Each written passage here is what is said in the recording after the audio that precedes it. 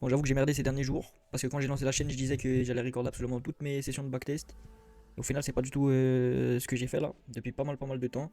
J'ai posté à peine de vidéos, tout simplement, en fait. Là, sur 2025, j'avais tout posté.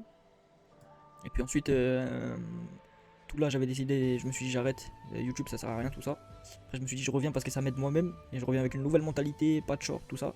Et au final, ça a duré 2 vidéos. Et c'est pas un manque de discipline de ma part, c'est que. Je sais pas, des fois j'ai envie juste de me poser tranquille avec ma musique et de backtester. Mais je suis beaucoup plus performant quand je backteste avec la vidéo parce que je dois expliquer.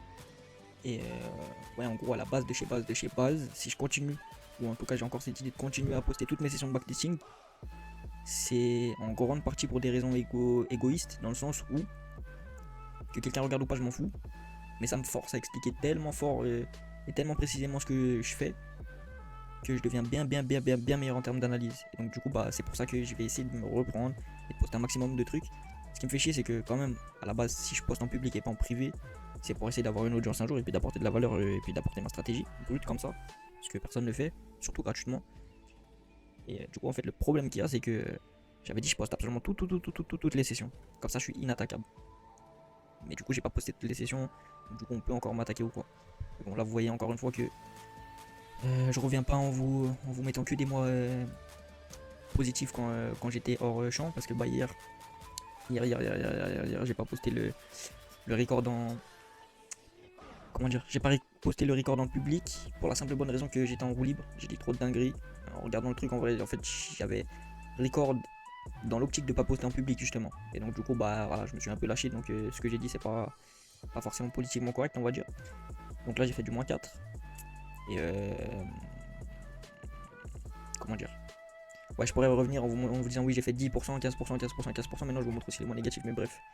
Il faut aussi que je poste les vidéos des mots négatifs dans le sens où, là, je fais du self-talk, mais en vrai, oui, que je poste les vidéos négatives. Parce que déjà, à la base, si je m'en battais vraiment les coups du public et que je voulais juste poster pour en grande partie moi et voir ce que je fais et pour avoir les replays, la preuve que je suis bon, bah, normalement, il faut mettre les mots négatifs tout simplement. Bref. On va commencer cette session avec donc, du coup London. On est sur décembre 2024, donc là, on va wrap up 2024. J'ai vu un truc très intéressant en fait sur London. En fait, je suis quasiment pas rentable sur London en vrai. Je vous montrerai ça après. Aussi, j'ai enlevé JJ. J'ai décidé ça hier en fait. JJ, surtout 2024 ou 2025, il était net négatif. Donc en vrai, je pense qu'il faut vraiment se focus sur Euro USD, GBP USD et USD CAD uniquement pour New York. Je pense que c'est le plus sage. En tout cas, pour la session de London, on est bien parce qu'on a que deux paires à surveiller, donc on va avoir des très beaux charts. Très belle taille de chart, on va encore mieux voir. Donc c'est parti, Next London. Comme d'habitude, j'attends d'avoir le premier setup qui me plaît pour vous détailler toutes les étapes du plan pour ceux qui n'ont jamais vu une de mes sessions.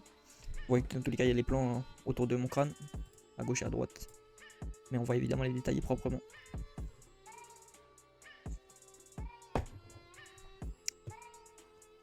Là, je vois un truc parce que sur GU.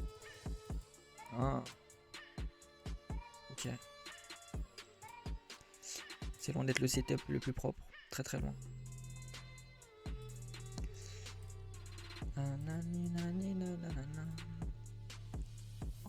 Ouais, je pense qu'il y a quelque chose. Clairement. Ok, on va rentrer sur GU. En tout cas, on va se poser notre sell limit. On va voir si on est déclenché. Je vais vous expliquer pourquoi. Je vais vous expliquer tout simplement pourquoi. Le pourquoi du comment. Magistral. Tac. Voilà. Je fais tous les tracés. Ok. Let's go. Donc le plan c'est quoi? Déjà c'est un London Reversal. C'est un London Reversal mais qu'on va jouer de manière un peu plus intelligente avec des filtres achats magnifiques. On se sert que du H1 et du M5, mais par contre les filtres achats qu'on a ils sont surpuissants. Le premier c'est H1 direction. Là le marché, franchement, bon il était bullish, il est un peu moche, c'est pas le meilleur marché, après on est au mois de décembre, mais bref. Ici il est quand même bearish sur la dernière leg, tac, on a IRL to IRL, enfin non, ERL to IRL, to ERL, et là potentiellement to IRL. Donc on a un marché à impulsion baissière, retracement plus lent, et là on retourne en IRL, même si on est revenu 15 fois et on va en discuter après. Donc ça c'est ouais, IRL to IRL. Ensuite HR to LR, on veut des high résistance.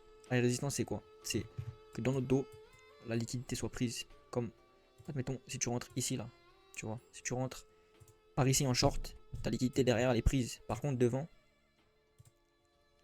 t'avais pas mal de petites low résistance ici, tu vois. Et le marché était bearish. Donc c'est ça qu'on veut. On veut derrière nous des prises de liquidité, devant nous des liquidités à prendre. Donc qu'on ait tout graille derrière nous et qu'on ait des choses à graille devant nous. Parce que c'est comme ça que le marché fonctionne en fait. Pas en bouffe, mais ouais, en énergie en gros. S'il a bouffé, il a bien bouffé du côté haussier, et bah il y a sûrement des choses du côté baissier, donc c'est ça qu'on va chercher. Ici, regardez. Bon, alors le défaut, c'est que dans notre dos, il y a cette sorte de low résistance. Et par contre, à partir d'ici, vous voyez que là, c'est bien clean. On part fort. Et là, on a bien clean. On avait clean une fois. Là, qu'est-ce qu'on a? On a clean une deuxième fois. Donc ça, c'est HR2LR, c'est validé. H1, PDRE. Là, c'est un peu plus tricky. Parce que ce FVG là, il fait chier. Il a été touché 75 fois. Mais bon, il est quand même là. Qu'est-ce qu'on a d'autre? On a ce breaker block. Pareil. On a le breaker block. Ici, là, il est magnifique. Il a été touché une fois respecté, deux fois respecté, trois fois. On sait pas est-ce qu'il va être respecté ou pas. En tout cas, il a plus énormément de probabilité d'être respecté. Mais c'est quand même un argument, on le voit sur le chart, on la note, même si c'est pas le truc de ouf. Par contre, le troisième truc que je peux utiliser pour mes H1 PDRE, c'est les turtle soup. Et pas les turtle soup, alors attendez, pas les turtle soup ou encore par au-dessus. Même si, admettons que, je trouverais pas d'exemple. Ouais, bon, genre là. Vous voyez, genre, quoique non, même pas ici en fait. En gros, il y a deux types de prise de liquidité. La prise de liquidité où le corps passe au-dessus, on réagit et on descend quand même salement. Et à la prise de liquidité où c'est juste un petit coup de mèche comme ça, bien propre, et le corps qui clôture à l'intérieur. Les deux sont viables, les deux sont des prises de liquidité. Moi, pour rentrer, j'utilise que les prises de liquidité vraiment propres, où il y a la mèche qui passe au-dessus, et directement on a une forte réaction, on clôture jamais au-dessus des liquidités. Et là, c'est le cas en fait, vous voyez. Même si la mèche est un peu courte, elle aurait pu être plus belle. Donc vous voyez qu'on a quand même un turtle soup propre, on a un FVG propre, et on a un breaker propre. Les trois ont un défaut, mais les trois sont ensemble, tu vois. Et c'est là qu'il y a un peu discrétionnaire parce que si j'ai qu'un FVG comme ça qui a été touché 62 fois, je rentre pas à la baisse. Si j'ai un breaker block comme ça qui a renvoyé 3 fois mais qui a jamais réussi à venir casser les dernières ERL, je dis non. Par contre là j'ai les 3. Tu vois ce que je veux dire? J'ai les 3 donc ça devient plutôt intéressant. Et puis après la dernière étape du momentum, même 5ème SS avec displacement, on a quand même du displacement, on a quand même des FVG même si pareil. C'est pas les meilleurs FVG, tu vois. Et j'ai l'impression que quand je parle de setup, je dis toujours c'est pas le meilleur, c'est pas le meilleur, c'est pas le meilleur, mais c'est vrai. Le setup là en l'occurrence, il est pas incroyable du tout. Mais on va le prendre parce qu'en vrai, il respecte tout en fait. Tu vois, il respecte tout et j'ai pas de raison forcément de pas le prendre. Est-ce que j'ai fait de la merde ici? Je réfléchis si j'ai fait de la merde dans le sens où on a fait plusieurs legs avant de venir monter me déclencher. Tu vois. Et donc du coup je me dis peut-être j'aurais dû supprimer mon ordre. Mais en vrai non, c'est pas allé si bas. Et surtout les FVG sur lesquels je voulais rentrer n'étaient jamais touchés. Donc non, c'est pas une erreur même si ça remonte fort. Ok, ça c'est carré, je suis très content, je peux mettre ABE. Je mets ma BE, pourquoi? C'est pas écrit dans le plan. Mais je le fais toujours parce que dès qu'il y a mon premier BOS dans mon sens, c'est mon management, je mets ma BE directement. Là vous voyez que le BOS sur la mèche est court mais il est là. Donc on se sécurise. Magnifique. Première tentative, premier trade, 6-4 profit. On a très bien joué le coup. Vous avez vu c'est tricky mais il faut un petit peu d'analyse HTF. Il faut être un petit peu consciencieux de ce qu'on voit en H1. Et bien se dire que ici bah la prise de liquidité, j'aurais bien aimé une mèche encore plus profonde pour faire encore plus de dégâts. Mais elle est quand même là. Après pour les VG, le breaker je l'ai répété 4 fois mais en gros c'est ça. Je vais voir si on aurait pu réussir à se faire un compound, un petit 5R ou pas. Non, toi tu serais fait enculer si tu aurais tenté ton 5R en bas de l'elo résistance. Donc on voit qu'on n'avait pas tant raison que ça au final. Le prix il est pas retourné en bas de nos liquidités, mais il est venu prendre ce prévu des lilos et réagir salement et monter. Mais bon, on s'en bat un peu les couilles. Hein. On s'en bat un peu les couilles, c'est pas ça notre objectif. Notre objectif c'est de faire TP ou SL et on a fait TP. Donc ce qui se passe après, bah c'est pas notre problème. On se casse, on va voir, j'attends. Pareil, vous voyez comment je blablate quand il y a un setup. Donc je vais essayer de pas tout expliciter sur des journées qui sont moches comme ça où j'ai pas de setup. Je garde ma salive pour les moments où il y a des potentielles choses à faire. Là pareil, il n'y a rien à faire. C'est comme une bougie. Pourquoi il n'y a rien à faire ici les gars? On est très bearish, enfin très bearish. On est plutôt bearish, vous voyez, parce que là ça a cassé, ça a MSS à la baisse, il y a eu du momentum à la baisse. Donc on pourrait se dire pourquoi mon frérot t'essayes pas de vendre ici parce qu'on vient de prendre les hauts de l'Asia. Alors déjà là il n'y a pas de PGR. Bon ici il y a un FVG, donc ça peut être viable, tu vois, il y a un FVG. Le problème que j'ai c'est que là, l'Asia il vient prendre cette liquidité, ce swing low, et il vient passer sous le previous des lilos. Tu vois, le previous des lilos c'est mes points ici. Donc en fait là j'ai de la HR derrière moi. Donc c'est pour ça. Moi je veux mes LR. Donc j'envoie ce genre de setup se faire enculer. Et puis aussi ça remonte fort dans les VG tu vois. Ça remonte très fort, tu vois, ça montre pas que j'ai envie de vendre. Bref. Là, ça règne, c'est dégueulasse. En même temps, c'est un mois de décembre en soi, hein. Donc je suis content d'avoir pris mon petit billet. Je suis content d'avoir pris mon petit billet en début de mois parce que voilà quoi. Il me semble pas qu'on va avoir grand chose. Pareil ici. Si je veux faire quelque chose, c'est vendre. Mais là, on a déjà pris les bas. Donc voilà, c'est mort, hein. Je vais pas vendre sur cette session, même si ça revient en haut, miraculeusement. Ok, bon, là on a quelque chose. Déjà, on a une décorrélation EU-GU. Et ensuite, on a un potentiel short GU. Pourquoi? Vous voyez, tendance clairement bearish si tu regardes toutes ces dernières legs. Bon, ici, si tu regardes tout, tu vas te faire parasiter. Mais si tu regardes cette leg, t'es bearish. T'as tes low résistance, donc t'as ton potentiel high résistance to low résistance en plus à plusieurs échelles, à plusieurs niveaux, dans le sens où dans ton dos ici tout part de là et t'avais high résistance ici, ça part après la prise de liquidité. Et ici, si tu montes au-dessus de ton Asia, t'as ton high résistance aussi. Tes low résistance elles sont là. Ton IRL to ERL c'est simple. IRL FVG baissier en tendance baissière, ERL les plus bas en tendance baissière. C'est comme ça que le marché se déplace. Il fait des expansions à la baisse. Il vient rebalance et réinviter des nouveaux vendeurs dans le FVG qu'il a laissé en premium. Vous voyez que là, le VG, il est en premium. Et dès que ceci est fait, il pète à la baisse. Donc voilà. H1P là c'est simple, efficace. Moins VG, il n'avait jamais été touché avant là, ces derniers temps sur la session Asia, donc c'est bon. Et puis, bon, le défaut c'est que ça peut partir déjà fort à la baisse directement, dans le sens où on a déjà touché le FVG, on a déjà peut-être fait le taf, je sais pas, tu vois. C'est loin d'être sûr qu'on va reprendre les hauts. Parfait, on les a repris. Donc ça fait mon affaire. Ça c'est vraiment chiant. Ok. Oh, tant mieux. Tant mieux que ici, j'étais en train de dire c'est vraiment chiant, mais ici je trouvais pas le FVG dont j'avais besoin, le MSS dont j'avais besoin pour rentrer. Vous voyez qu'il n'y a rien de propre, il n'y a pas de breaker propre, il n'y a pas de belles choses. Et puis au final, bah, vous voyez que c'est pas un hasard parce que le marché, il n'a pas l'air d'avoir voulu faire nos affaires en fait. Tu vois, il a jamais voulu descendre. Donc tant mieux qu'on n'a pas eu le FVG, on aurait pu se prendre un stop loss si c'était le cas.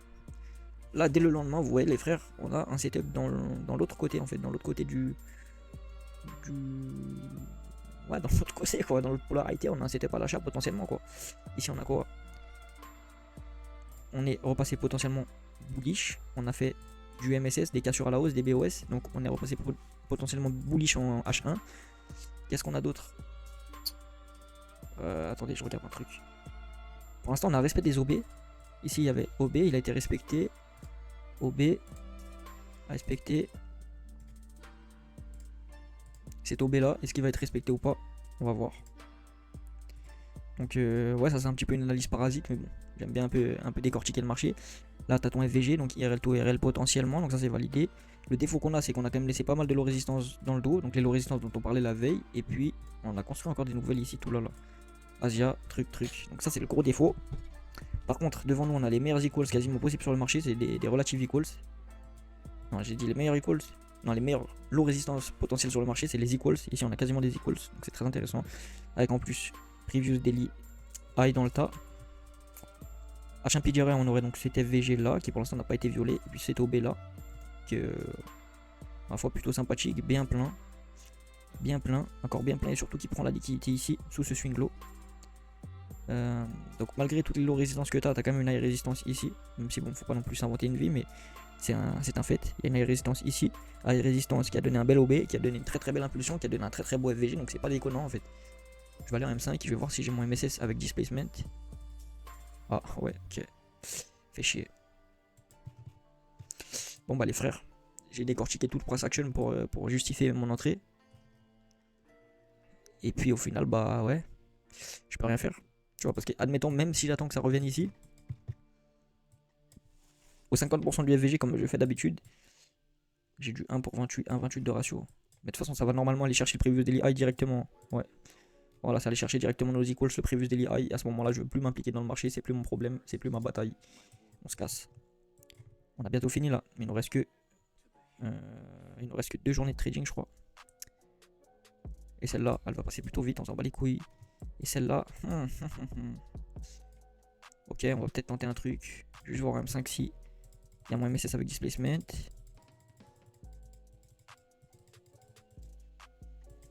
C'est incroyable, FX Replay, ce gros chien, comment il bug sa mère. Dès que tu arrives sur l'avant-dernier jour ou le dernier jour de ta session, tu peux plus passer les bougies. Il y en a une par demi-siècle. Et là, de ce que je comprends, Tu vois, de ce que je comprends de l'eschatologie mondiale, du plan mondialiste, il va vouloir monter jusqu'au trou de balle de son grand-père. Ouais, exactement. C'est ce qu'il a voulu faire. Bref. On n'aura pas pu vendre next day parce que c'était la fin de la session, hein, si jamais vous n'avez pas vu. Donc c'est pour ça que j'ai passé. Et là, bon bah, si je veux faire quelque chose, c'est vendre dans cette tendance. Mais comment je vais vendre alors qu'on m'a fait un magnifique turtle soup comme ça? Là, j'ai limite envie d'acheter. Mais mon plan, c'est un London Reversal, donc je peux pas acheter. Bref, c'est finito. Finito, finito, finito. You cannot go to dates after the session and date. Et on va pas bégayer. Non, bah non, c'est pas du tout ce que je voulais faire. Bim. On va attaquer directement sur NY. Je sais pas si je rajoute USD CAD ou si j'ai la flemme. Non, allez, vas-y, je vais rajouter USD CAD. Il nous a donné du profit depuis pas mal de temps. Tac, on s'assure que ce soit bien lui. C'est parfait. Et c'est parti. Hide Navbar. On est parti. C'est vrai que c'est un peu moins stylé d'avoir 3 graphiques, mais bon. C'est comme ça, c'est la vie. Next, New York. Donc là, on arrive sur New York. Non, il va pas y avoir grand chose. Le plan sur New York, en vrai, vous voyez bien que c'est le même. Hein. Vous voyez que c'est le même. Jusqu'on cherche des suites de la London Session. Enfin, non, qu'est-ce que je raconte? C'est le même, sauf qu'on cherche, oui, des suites de la London Session. Et donc ouais, c'est un New York Reversal en gros. Palam pam pam pam, là y'a rien eu. Pam pam pam pam. Pam pam pam pam pam pam. Ok, là je m'imagine quelque chose potentiellement. Là c'est magnifique ce qu'il a fait, vous voyez, j'ai eu ces petites prises de liquidité là. Il peut potentiellement aller bien plus haut. Mais bon, ce qui nous intéresse c'est USD4, on s'en bat les couilles de GU ici. On a les low résistance, on est passé au-dessous. Et vous voyez que j'ai pas de beau PDR dans le sens où ce FVG là il a été déjà touché. Donc pour moi il est périmé. Donc mon seul espoir c'est que ça vienne faire un beau turtle soup, magnifique turtle soup sous ce plus bas là. Donc clôture de bougie H1, tout le topo quoi. Ah c'est dommage ça, c'est pas du tout ça que je voulais. Ouais en fait là c'est à la frontière du setup que je pourrais prendre, vous voyez. Là j'ai presque mon turtle soup sous cette bougie. J'ai envie de le prendre celui-là. J'ai presque mon turtle soup, mais j'ai quand même le corps qui finit dessous quoi. Mais après, hormis ça, je suis quand même globalement structurellement bullish. J'ai des low résistance magnifiques. Et en plus, c'est pas n'importe quelle low résistance parce que c'est session New York, session Asia, session London. Et là, j'ai mon MSS avec displacement. En plus, directement au début de ma session New York. J'ai le temps de voir mon prix se développer. Ouais. On n'a jamais clôturé sous ce FVG.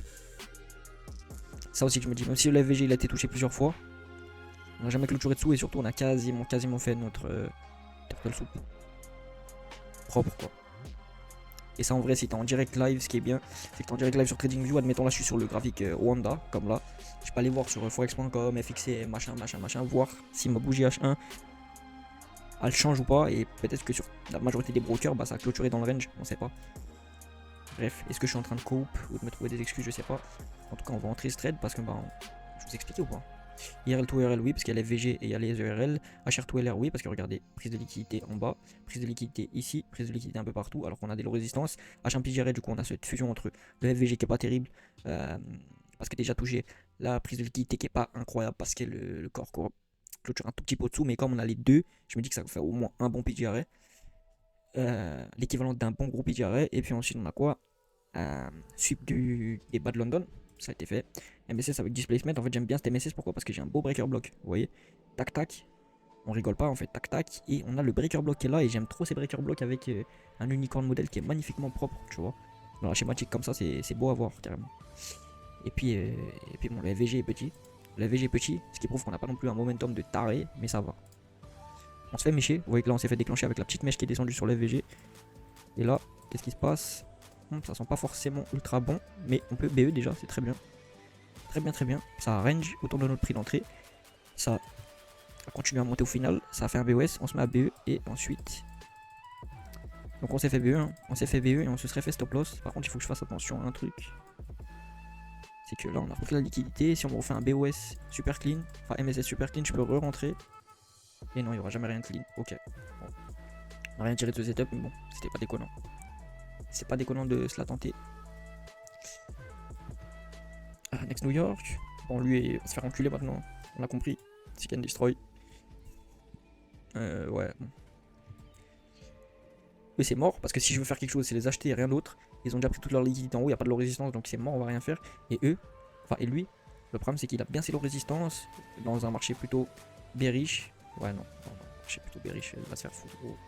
Regardez la gueule du price action, je fais rien. Heureusement, parce que si j'essaye de vendre ici, je suis pas sûr que. Je suis pas sûr qu'il me reste le moindre compte financier, quoi. Je suis pas sûr qu'il me reste grand chose dans la vie. Là, c'est super intéressant quand même, les frères. Regardez. On a l'air d'être repassé quand même bearish. Avec grosse mèche de prise de liquidité qui a pris beaucoup de choses. Et ensuite, schlack. On vient faire des MSS à la baisse en H1. Donc j'ai l'impression que je suis repassé bien bearish.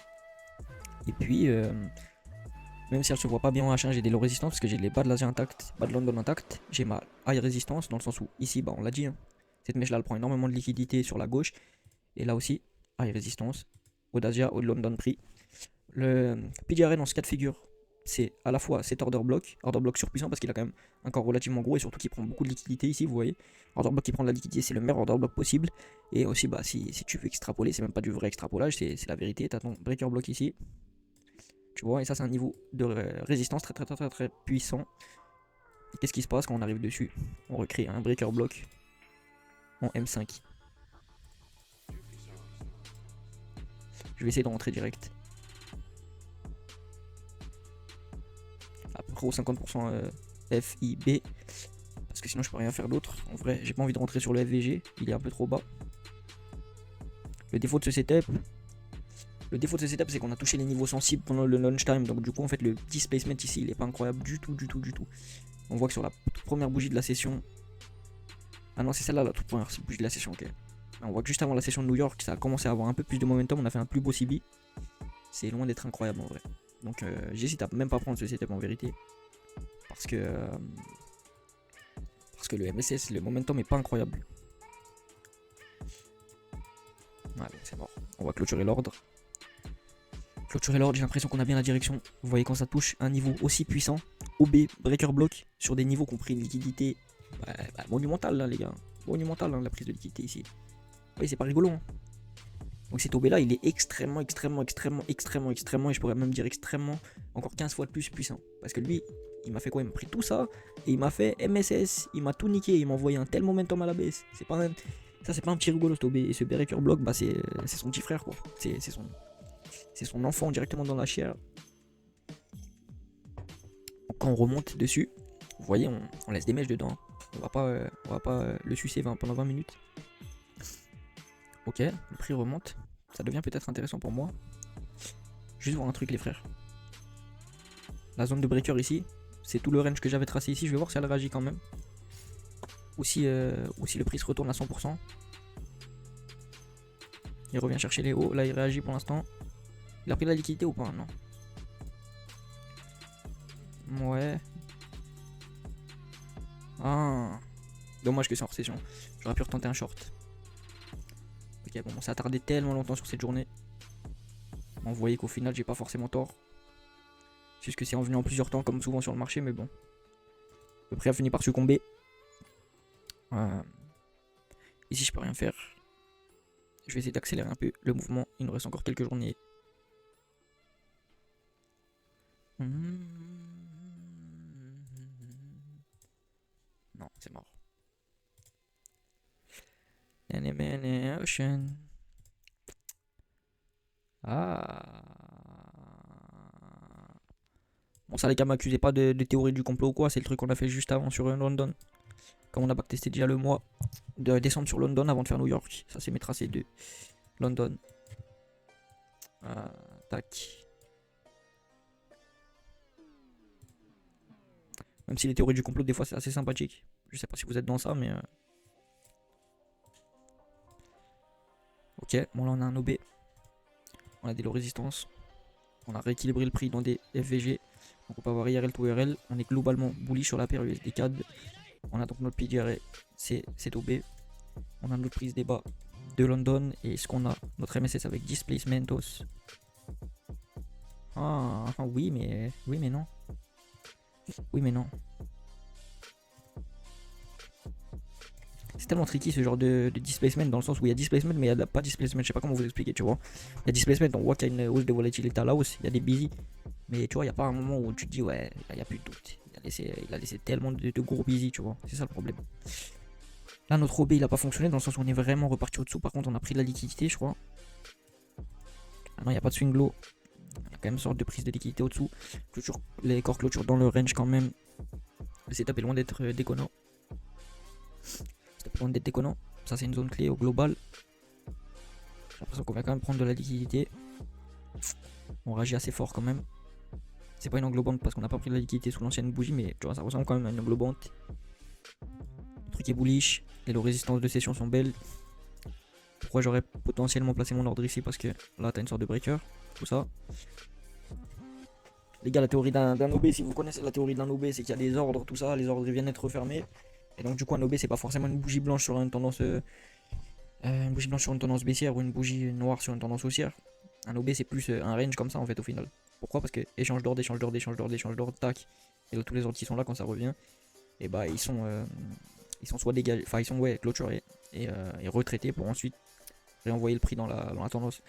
Donc c'est très très logique de considérer un range comme ça, très très plat, tac tac tac tac tac tac tac, tac comme un échange d'ordre très nombreux, donc un order block. Ce qu'on va faire, c'est qu'on va se le tenter ce petit trade, même s'il est loin d'être parfait. Par contre là, il y a un petit problème de décalage. Ouais, il y avait un petit problème de décalage microscopique. On va essayer de faire ça propre.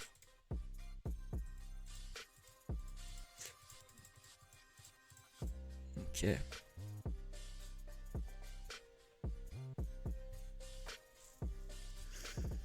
On me laisse des equals ici quasiment. Et à la base, sincèrement, je suis pas sûr que ce trade. Ouais. On a clôturé sous le corps de l'OB quand même. Écoutez, je vais faire mes trades comme ça à 200. Non, je vais pas tricher. Je vais pas tricher dans le sens où je vais pas me gratter 200 sur le résultat final. Je vais mettre un BE. Un SL exactement BE. Voilà, comme ça on s'est fait déclencher dans notre BE. Tu vois comment ça finit. Ah, comment ça finit, frère, dis-moi.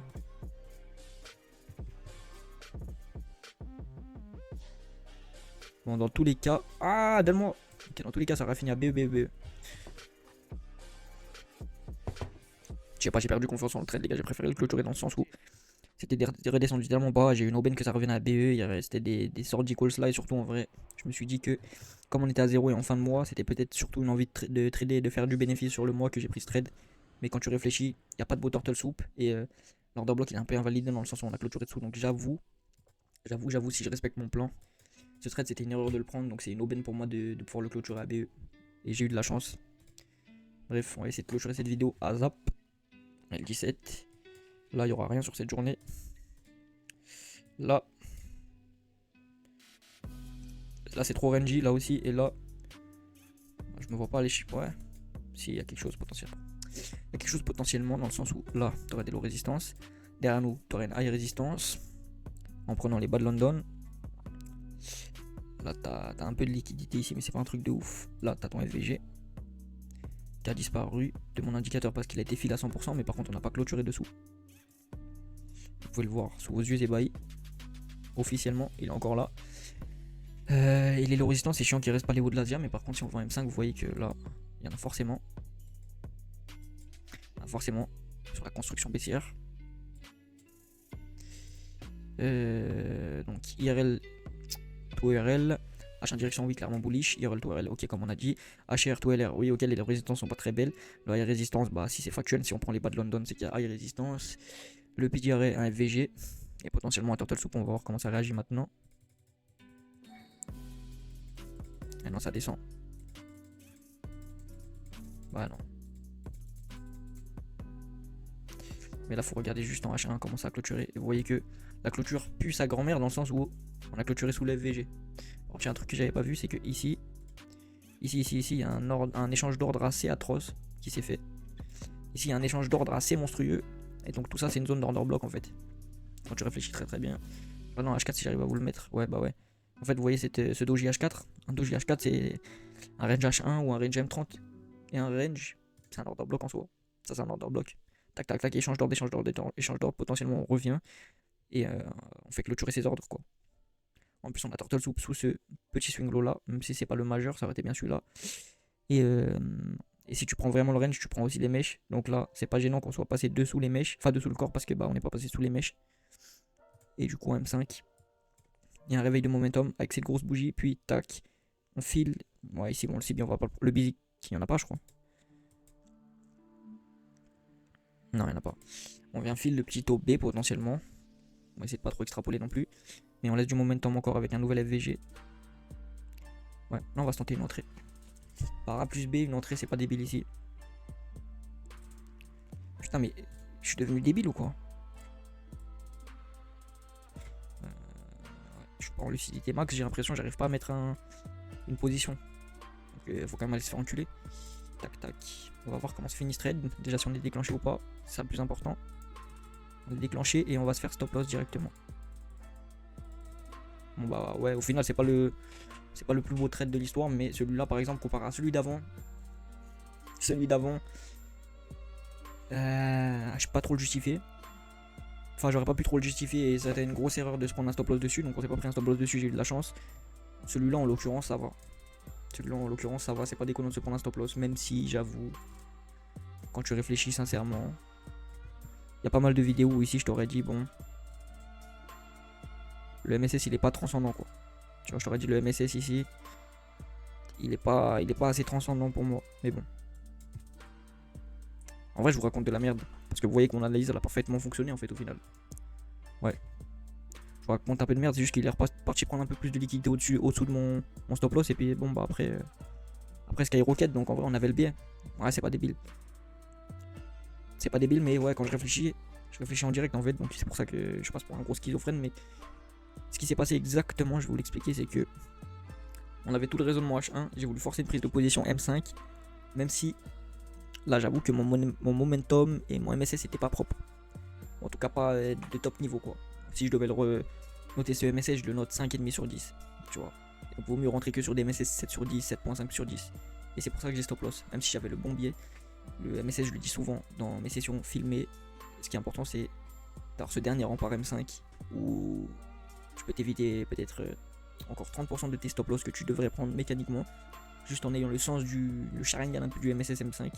Tu peux éviter les stop loss. Et là j'aurais pu éviter le stop loss. Malgré que j'ai le billet de fond, j'aurais pas dû rentrer. Et même ici, hein, c'est trop difficile de rentrer parce qu'il me fait jamais de MSS propre. Même sur le bon départ. Bref, c'est chiant, mais tu veux faire quoi? Tu peux rien faire. Très concrètement, tu peux rien faire. Si tu veux être trader sur les marchés, tu vas sûrement te faire enculer beaucoup comme ça. Hein. Et là, en plus, je me suis pas fait enculer. Hein. C'est moi qui ai eu l'ego de me dire putain, j'ai la vision HTF. Et j'ai trop envie de rentrer comme mon LTF, même si c'est pas propre, tu vois. Bon, bah, on va encore avoir un trade. Hein. Le dernier de l'année, 19 décembre. Vous voyez. H1 direction, globalement bullish. Retracement plus lent que l'impulsion. Retour en OTE, IRL to RL. On est au 50% de ce gros busy pour aller potentiellement chercher le RL qui sont les plus hauts en tendance haussière. Low résistance, on en a des hautes sessions. Et le preview, non, le previous daily a été pris, pardon. Mais les hautes sessions, globalement, sont intactes et ce swing high est intact. Les high résistance dans notre cul. Bah, les prises des bas de session, déjà, ça suffit déjà quasiment. Là, ce qui fait chier, c'est les equals ici, non? Non, on a pris quand même celui-là. Ok, on a pris quand même celui-là. On n'a pas pris celui-là, mais on a pris celui-là de très peu. On a quand même une sorte de HR2LR. Surtout que le HR2LR qui nous intéresse, c'est celui-là. Et puis voilà, je suis un peu direct, c'est le FVG. Et M5, M5, M5, M5, vous voyez. Là, on crée un breaker block. Ça me suffit pas pour rentrer, je veux plus de momentum. Ici, on me relaisse 2 busy consécutifs. Donc à ce moment-là, je me dis que c'est très intéressant. Même si j'ai les low résistance ici. En fait, ici, c'est comme si que tac, tac, tac, t'as déjà ton breaker block. Et ensuite, là, j'aurais pu rentrer déjà ici, tu vois. Ou à 50% de mon breaker block. Tac, tac. Et c'est déjà confirmé. Mon breaker block est déjà confirmé. Enfin, mon pattern MSS en gros. Et je rentre une leg en gros plus tard. Parce que bah, j'avais pas le momentum que je voulais. J'ai essayé d'attendre un bon momentum. Donc, c'est 2 grosses bougies. Même si, ça, si je dois le rate, c'est un MSS 7 sur 10, on va dire. C'est un MSS 7 sur 10, donc il est pas incroyable, mais bon, il est bien mieux que celui où on a pris le stop loss. Oh, c'est dommage qu'on se prenne un stop loss comme ça. Ok. Bon, bah ça aurait été une session de New York compliquée sur le mois de décembre. Je pense qu'on n'aura pas de setup sur le dernier jour.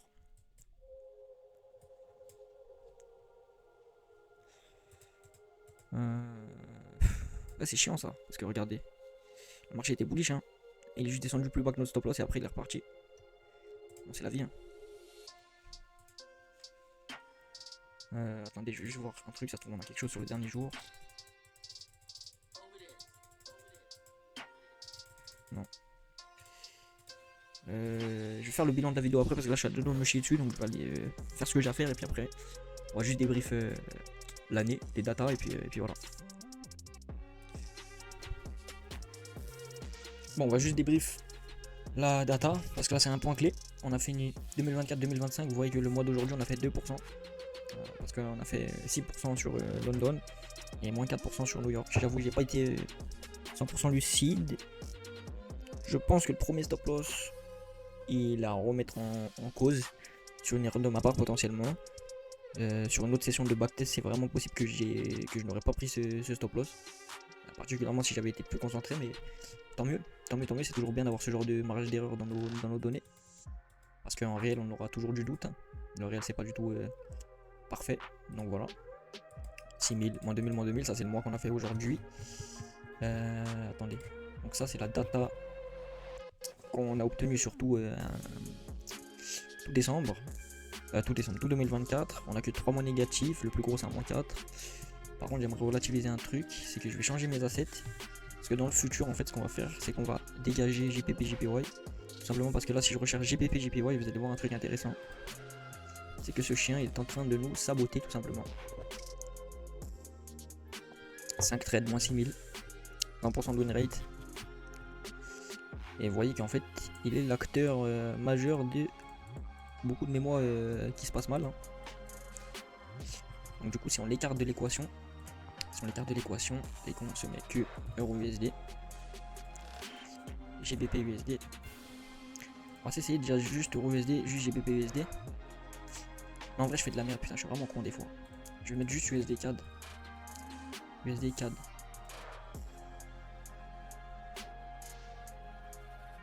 USD CAD il ne me donne que 2500 sur 17 trades, hein. USD CAD ne me donne que 2500 sur... Attendez. C'est incroyable, hein. GBP USD. Il me donne 40 000 GBP USD. Et Euro USD. Il me donne combien? Il me donne 40 000. Donc il y en a un qui me fait perdre 6 000, un qui me fait gagner 2500 et deux qui me font gagner chacun 40 000. Donc en vrai, ce qu'on va faire, c'est qu'on va, on va être des traders responsables en fait, hein, au final. Pourquoi se faire chier? Dans le futur, on va garder que les deux frérots, hein. Ça nous donne 80 000, 62% de win rate, 58. Et en termes de mois négatifs, ok. C'est super intéressant. Ce mois-là, il était à... Alors ce mois-là, il était à moins 4 ou moins 2, je sais plus. En tout cas, là, tous nos mois de négatifs, ils ont disparu quasiment. Il n'y a que celui-là qui est à moins 2. Ok, c'est super intéressant, les frères. Ah, c'est pas de la manipulation de narratif, hein. C'est pas du Dragon Céleste mode, hein. C'est vraiment juste trier mes paires et puis assumer ce qui doit être assumé, en fait. La courbe de profit est magnifique. 82 000 en tout. 58 trades. Ça enlève du blabla de la prise de tête. Je pense que c'est ce qu'on va faire. C'est ce qu'on va faire. On va se concentrer que sur UIGU dans le futur. Et il y a aussi une considération que j'ai, les gars. C'est que, qu'on le veuille ou non, YouTube London, le setup London, regardez combien il nous rapporte. Ça va pas être un truc de ouf, hein. Il nous rapporte 27 000. Ah si, ça va. Encore ça va. Ça va, hein. 14% annuel. Mais c'est vrai que le setup New York c'est une Ferrari comparé au setup London, regardez. 55 000, il est 2 fois plus prolifique. Donc voilà pour le futur, j'envisage quelque chose de simple. J'envisage de potentiellement garder que... Enfin non, ça c'est sûr, on va garder que UGU. USD CAD pour New York c'est fini. GPP pour London c'est fini. En revanche, ce qu'on pourrait très bien faire, c'est venir se chercher aussi une tentative de indice US sur la session toujours de NY. Et là, ça peut quand même devenir très intéressant si on fait ça. Ça peut devenir très intéressant si on commence à faire ça. Parce que bah, on voit qu'on est meilleur sur London. On est bien meilleur sur London, personnellement je suis meilleur sur London, vous voyez les résultats, 52 000 on a fait sur New York et 27 000, donc quasiment moitié moins sur London.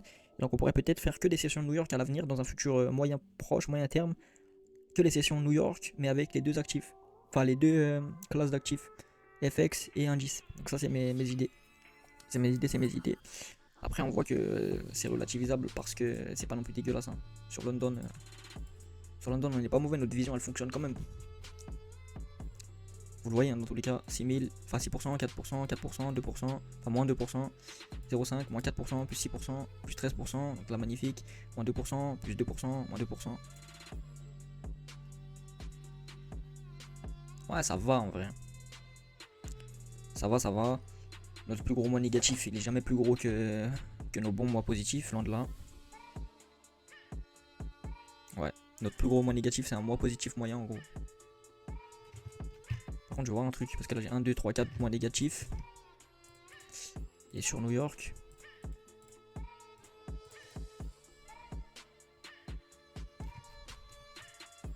Ouais, j'ai 3 mois négatifs en vrai, c'est à peu près pareil. Bon bah écoutez, je vais clôturer la vidéo ici. Ça a été plutôt intéressant à voir, à prendre en compte. Le fait que bah déjà on dégage... le fait que déjà il y a un truc important, on va faire 2023 maintenant. On va partir sur 2023. Et je vais tâcher de montrer tout ce que je fais sur toute l'année. Je vais essayer de faire de janvier à décembre. Tout filmer en entier. Comme ça bah il n'y aura pas de doute. Et il n'y aura pas de drifting de ma part où je backtest dans mon coin certaines fois. Ça c'est le premier truc. Le deuxième truc c'est qu'on va enlever JPP, JPY et USD CAD. On va se focus EUGU, que ce soit sur London et New York. Le troisième truc c'est qu'il y aura sûrement des vidéos sur la chaîne qui vont commencer à pop sur les indices US. On va essayer d'utiliser exactement notre même vision du marché, mais sur la session US, la session NY et bah, sur les indices US. Donc voilà, ça c'est le troisième point. Et puis le quatrième point, un peu plus long terme, peut-être qu'on va se spécialiser New York, mais c'est pas sûr parce que bah on fait quand même de l'argent sur London. Donc pourquoi s'en priver en vrai? Pourquoi s'en priver? Donc voilà, je vous laisse. La vidéo elle va durer 2 heures, mais bon. Mais bon. Là, l'analyse de données c'est quasiment aussi important que le fait de récolter les données au final. Parce que si tu récoltes toutes les données du monde et que t'as pas un minimum de QI général pour l'analyser, bah ta data elle sert à rien. Et d'en a tiré des leçons assez importantes, donc let's go.